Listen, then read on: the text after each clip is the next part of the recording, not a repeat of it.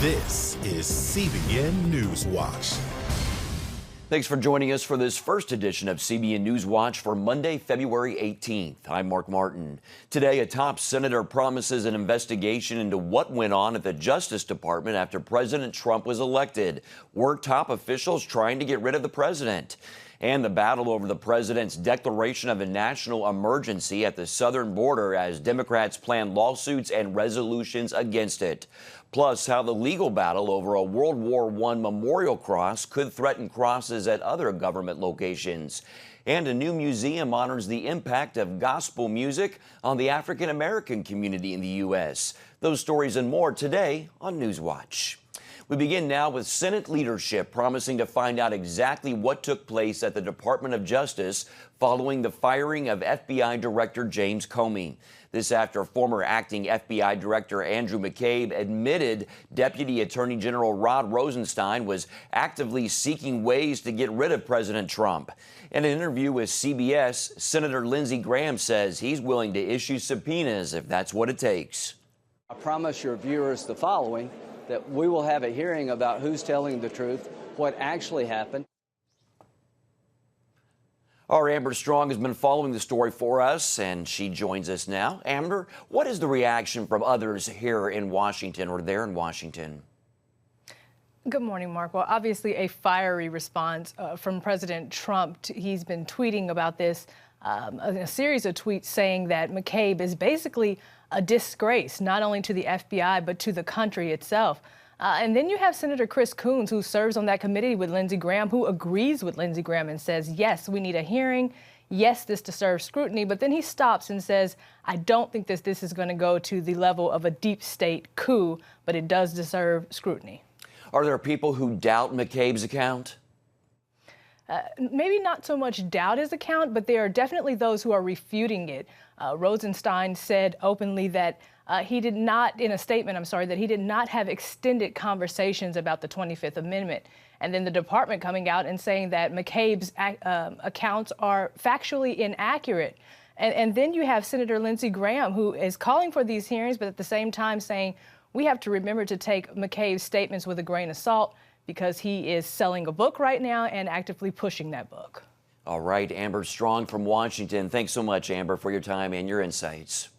Thanks, Mark. President Trump is prepared to veto any disapproval resolution by Democrats in Congress on his national emergency along the U.S. border with Mexico, according to a top advisor. Since the president's declaration Friday, talk of multiple lawsuits and heated political debate. President Trump looks to fund the border wall with defense and Treasury funds, but it's not going to happen without a fight. Democrats are lining up to oppose the president's emergency declaration, from multiple lawsuits to resolutions in both houses of Congress. I think there's enough people in the Senate who are concerned that what he's doing is robbing from the military and the DOD to go build this wall. Resolutions terminating a declaration could pass the House and Senate, given the number of Republicans who also oppose the declaration. A resolution the president would certainly veto, according to key staffers, and a lack of votes in the Senate for an override. He's going to protect his national emergency declaration, guaranteed. Even supporters who agree there needs to be a wall says it won't be easy. It's going to be a slow process. It's going to go to the courts, but better to start that process so that we can ultimately get there than to not start it at all. California and other states are planning to sue in federal court along with the ACLU. He himself said it. He did not need to announce or declare a crisis. He did not have to call this an emergency. As for the funding coming from the national defense, Acting Defense Secretary Patrick Shanahan told reporters he's not sure the wall is a military necessity or how much funding the Pentagon would give toward it.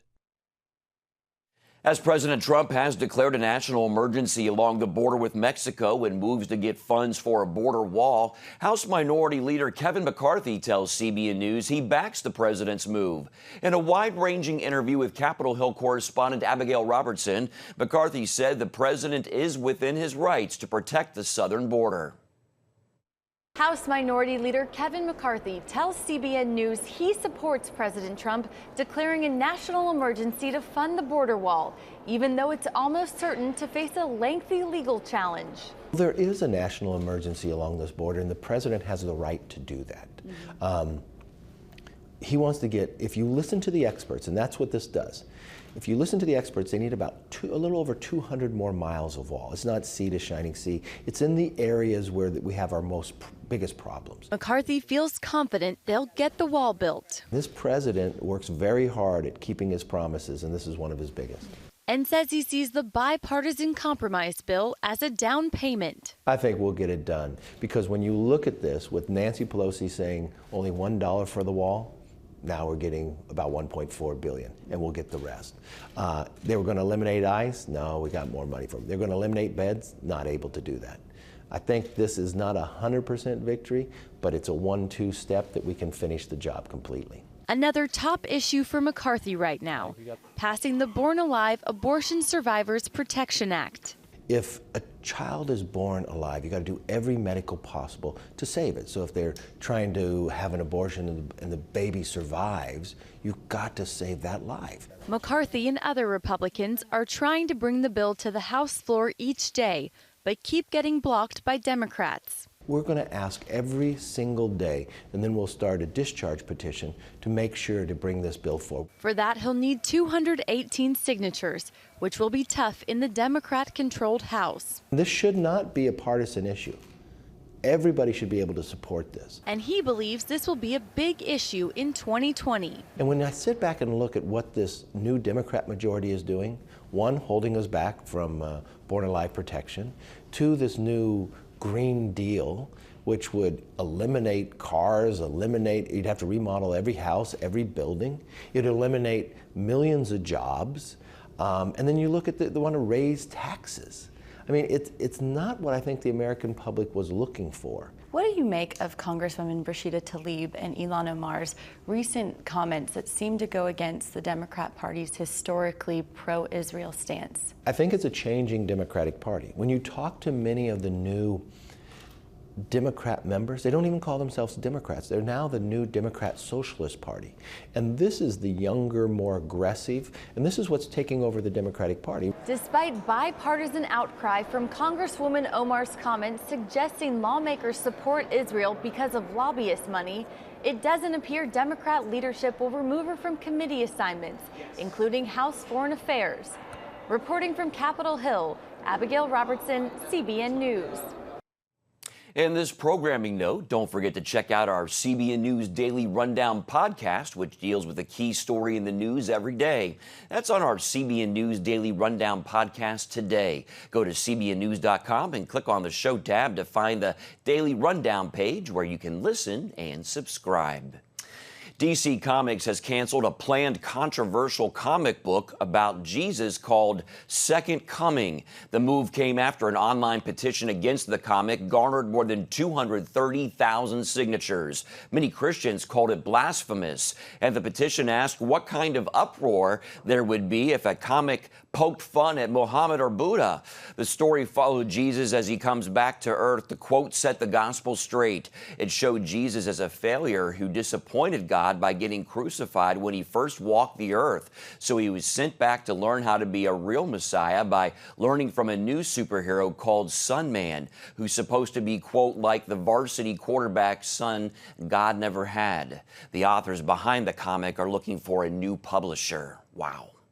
Well, for more headlines, check out CBNNews.com, where you'll find trending stories like Duck Commander Phil Robertson talking about 10 lies he says the devil is using to destroy America. Find out what Chris Pratt told talk show host Stephen Colbert about the prophet Daniel and how he's defending his faith in Hollywood. And one family's story of facing sexual abuse in their church and within their own home.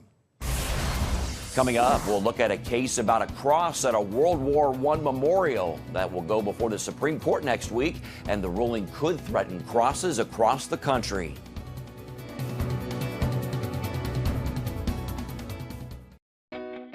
Parents, the Superbook Bible app is a great way to get your child reading the Bible, because in today's busy world, we can use some help. The free Superbook Bible app has fun stuff your kids will love. They'll have a blast learning the Bible, playing great games, watching cool videos, discovering heroes in the Bible. They'll have fun while they learn God's Word. The Superbook Kids Bible app, available now. Life.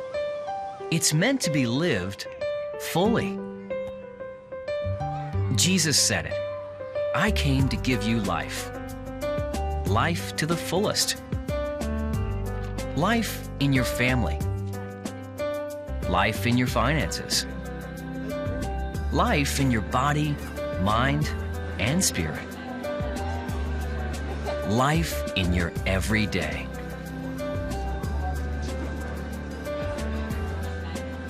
At CBN.com, we're taking what Jesus said seriously. We're here to help you discover life. Life. Live it fully. CBN.com.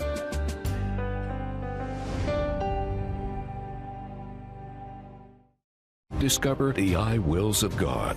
I will rescue him, protect him, answer him, be with him in trouble, deliver him, honor him, satisfy him with long life, show him my salvation. What I felt was loved and treasured. God spared my life twice in 3 days. The good Lord had given me a second chance. Call 1-800-700-7000 or visit CBN.com. The I wills of God, the latest teaching from Pat Robertson.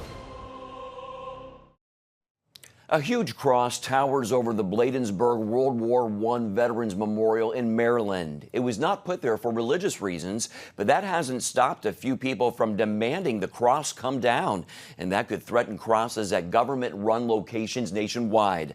The case over the cross will go before the U.S. Supreme Court next week on Wednesday, February 27th. Paul Strand brings us that story. The Bladensburg Memorial went up to remember 49 men from the area lost in World War I, their bodies buried near faraway battlefields. It's in the shape of a big cross because crosses mark those graves in Europe. It's not about religion, but recalling actual graves. Still, some say it has to come down as a violation of the so-called separation of church and state. The Supreme Court's ruling in this case has huge implications. If this memorial is able to be destroyed, that means that bulldozer is going to turn from Bladensburg and roll across the river over to Arlington National Cemetery, where we'll start knocking down the Argonne Cross, the Canadian Cross of Sacrifice, and may even make its way down to Teddy and Bobby Kennedy's graves, which themselves have grave markers in the shape of a cross. Lawyer Jeremy Dice is with the First Liberty Institute, which is fighting for the cross to stay. Does the Peace Cross go against the First Amendment? Dice's team argues no way. It does not violate the Establishment Clause because it does not coerce belief in, observance of, or financial support for religion. Unless something is coercing someone into a religious belief or physically creating an actual church, establishing a church that you have to worship at, that's not an establishment of religion. Is the cross even used for religious purposes? Cross defenders argue, in the near century it has stood, the community has used the Peace Cross as a site for hundreds of events honoring veterans. By contrast, the record mentions only a single religious event that may have occurred at the Peace Cross, and that was in 1931 by an out-of-town preacher. In 2014, some atheists decided to sue the state of Maryland because they think it violates the Constitution to have it there, and they found it, and I'm quoting from their brief, they found it offensive to even drive by it. If those who demanded the Maryland cross come down think this is what most Americans want, they have another think coming. A new poll shows 84% want it to stay put. Just 2% want it demolished. Paul Strand, CBN News, Washington.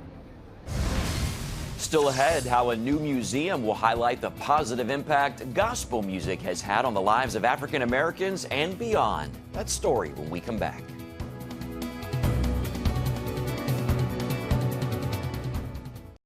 CBN presents The I Wills of God, your path to overcoming fear and anxiety. We're going to talk about some of the incredible promises God has made to his children. In Pat Robertson's newest teaching, you'll discover the I wills of God. I will rescue him, protect him, answer him, be with him in trouble, deliver him, honor him, satisfy him with long life, show him my salvation, and see amazing stories of God's promises in action. What I felt was loved and treasured. God spared my life twice in 3 days. The good Lord had given me a second chance. Break free from stress and despair. The Lord doesn't want you to live in fear, but to know the rewards given to those who love God. Call 1-800-700-7000 or visit CBN.com. The I Wills of God, your path to overcoming fear and anxiety. Hello, I'm Terry Newsom. Did you know there are more than 148 million orphans in the world today? 148 million. But it was 3 little girls that taught me about the plight of orphans. My husband and I spent nearly a month immersed in the daily activities of a Ukrainian orphanage as we waited to adopt 3 sisters. I saw firsthand the utter loneliness, the pain of rejection, and the overwhelming desire to be loved. That experience changed me forever.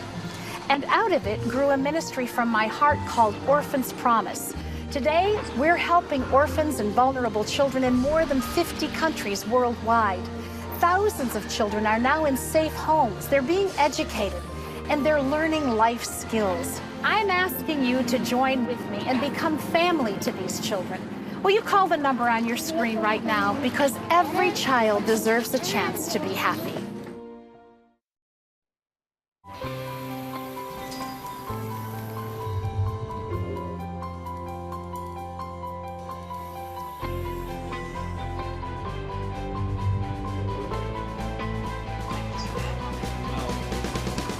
Region's first ROTC graduate student.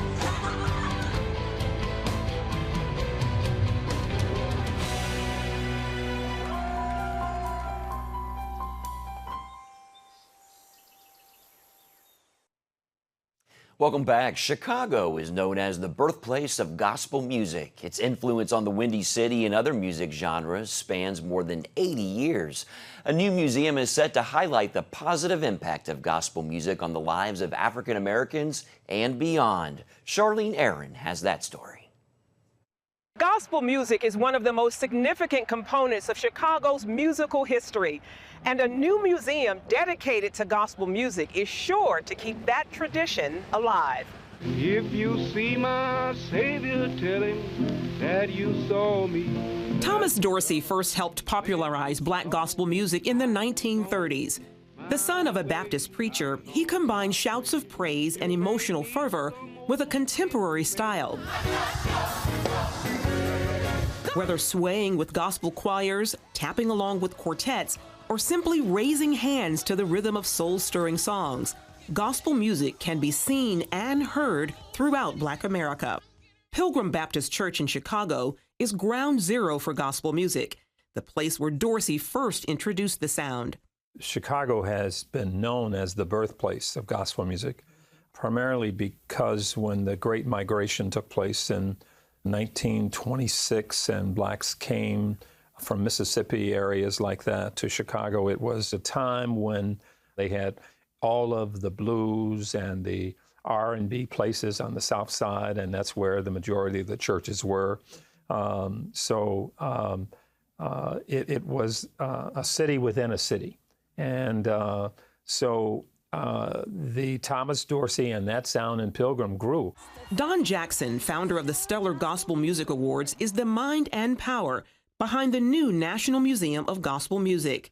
He sees gospel music as the foundation of faith for many in the black community. We go to church more than any other segment of our population because that's what we need, those positive messages for the single moms, poverty-stricken areas. And what drives those churches mostly is the inspirational music that happens to be gospel music.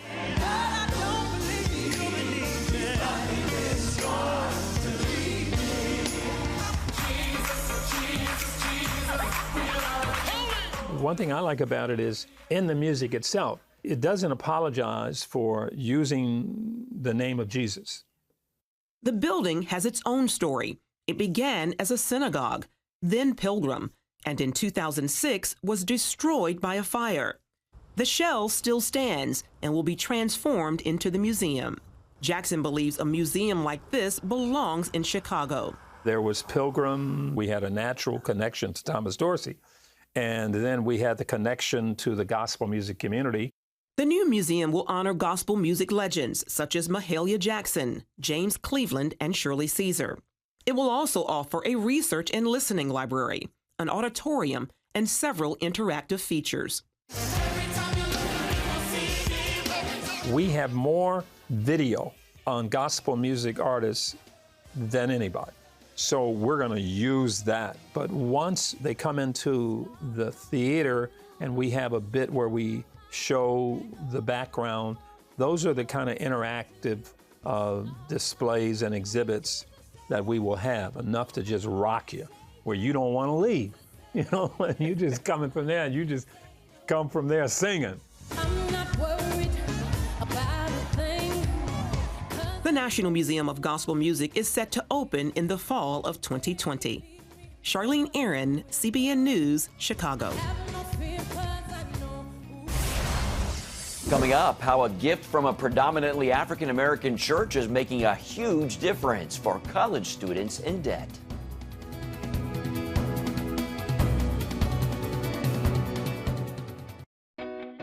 Parents, the Superbook Bible app is a great way to get your child reading the Bible, because in today's busy world, we can use some help. The free Superbook Bible app has fun stuff your kids will love. They'll have a blast learning the Bible, playing great games, watching cool videos, discovering heroes in the Bible. They'll have fun while they learn God's Word. The Superbook Kids Bible app, available now.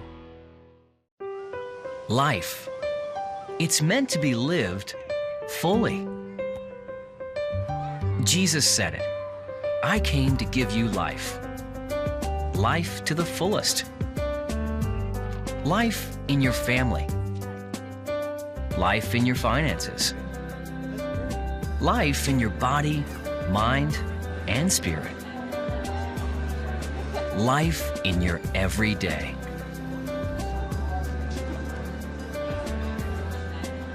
At CBN.com, we're taking what Jesus said seriously. We're here to help you discover life.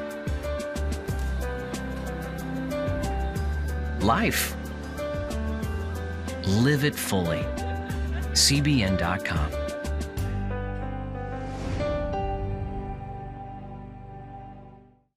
Discover the I wills of God. I will rescue him, protect him, answer him, be with him in trouble, deliver him, honor him, satisfy him with long life, show him my salvation. What I felt was loved and treasured. God spared my life twice in 3 days. The good Lord had given me a second chance. Call 1-800-700-7000 or visit CBN.com. The I wills of God, the latest teaching from Pat Robertson. It has the power to influence weight loss, boost your immune system, and improve brain function. We've seen an explosion of data on the role of the gut microbiome in health. The free Build a Better Gut booklet reveals the latest information about the gut microbiome. You'll discover how your gut affects the rest of your health. The gut microbiome has been linked to depression and cancer and heart disease. Learn how to build a stronger, healthier gut. The microbiome, if it's in good composition, are really protecting us all the time from more invasive things. Get the Build a Better Gut booklet, free from the Christian Broadcasting Network. Call 1-800-700-7000 or go to cbn.com/buildabettergut. You need to make sure that your microbes are working with you, not against you. And if you order online, you'll get immediate access to the Build a Better Gut series, a digital copy of the booklet, and related bonus material.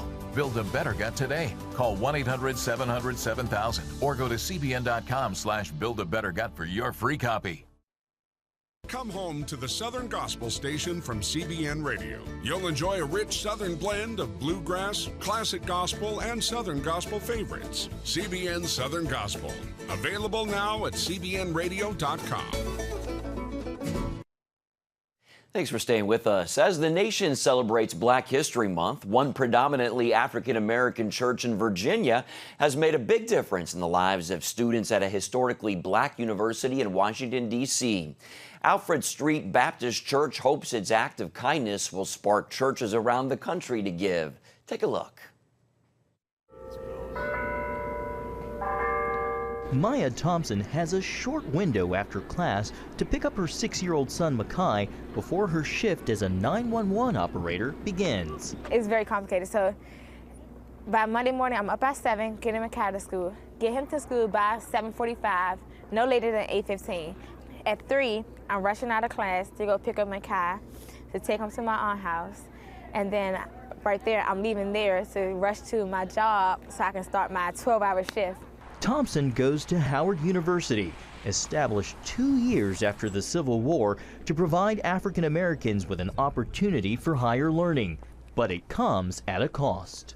I get financial aid, but sometimes it doesn't cover, like this semester, it doesn't cover my whole, tuition package that I have to pay to the university. Now the load she carries as she prepares to graduate this spring just got a little lighter. The fact that this weight is lifted off my shoulder, I'm forever grateful. I will forever think about this. Thompson is one of 34 students at Howard University who just became a recipient of an act of kindness from on high.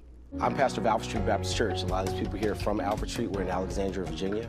And we want to let you know your account has been paid in full, man. Congrats, man. Thank you. The congregation at Alfred Street decided to fast for 30 days, abstaining from food, social media, and money, and raising $150,000. We just want to take care of the hold that's on your account today. And so today, we're going to pay your account full. Thank you so much. Alfred Street cleared the accounts of students with balances from $100 to nearly $10,000 and caught their reactions. Your account balance has been paid in full. Really? My mom died my freshman year, so I've been doing it by myself for a while, so I'm just really grateful. Thanks. I know my mom probably, the first thing she probably do was scream. I remember when we were in the car, like homeless. It was never one night I never saw her stop praying. Like she kept praying and praying and praying, and her courage, even though we were at the low of the low, she still she still believed in God, and she still believed that there's going to be some miracle that's going to happen, that we're going to be out of the situation.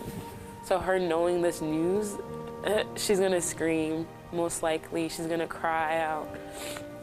She's gonna be so happy, and for me, it's I kind of feel disappointed myself because I should never have thought that God had forgotten me. Thompson says the unsolicited gift from Alfred Street has renewed her own faith. I felt like God was calling to me. I'm like, hey, you got my attention. I don't know if you was trying to get it all along, but it's I'm listening to you. Now, what do you need me to do? What a wonderful story. The congregation at Alfred Street had no idea where their sacrifices and donations would end up. They joined together as a church to place their full faith in God, that their generosity would find its way to the right place. It sure did.